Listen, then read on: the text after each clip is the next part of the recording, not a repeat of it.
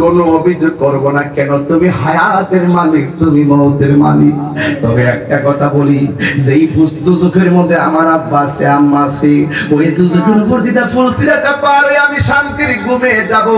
কিন্তু আমার মা বাপের একটা নজর আমি দেখতাম চাই, কারণ মাটা তো আমাকে পেটের মধ্যে ধারণ করেছে।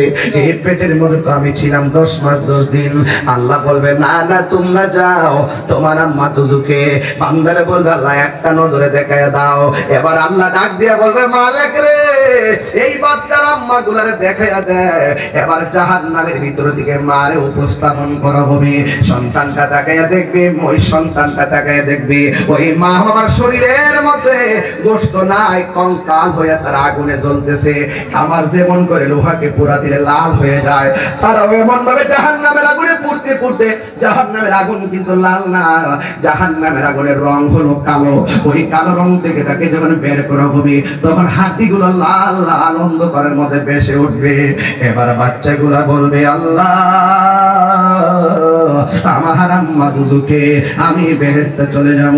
তবে যাওয়ার আগে তোমার কাছে একটা প্রস্তাব করি গো। কি প্রস্তাব?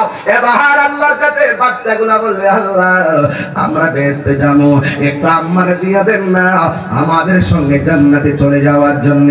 আল্লাহ বলবেন না না তোমরা যাও, তোমার আম্মা জাহান্নামী।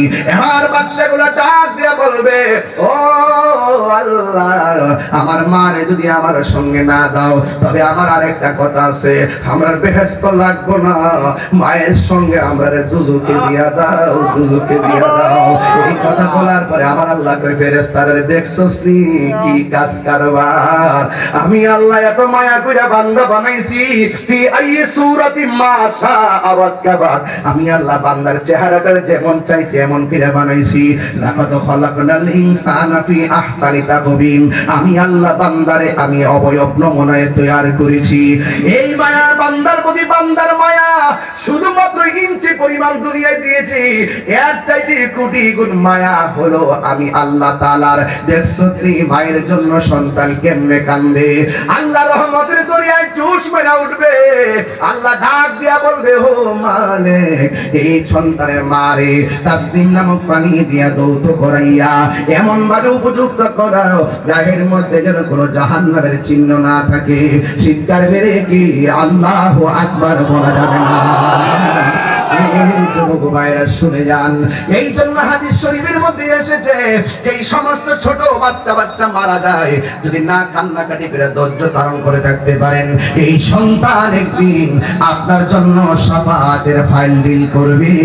চিৎকার মেরে কি আল্লাহু আকবার বলা যাবে না?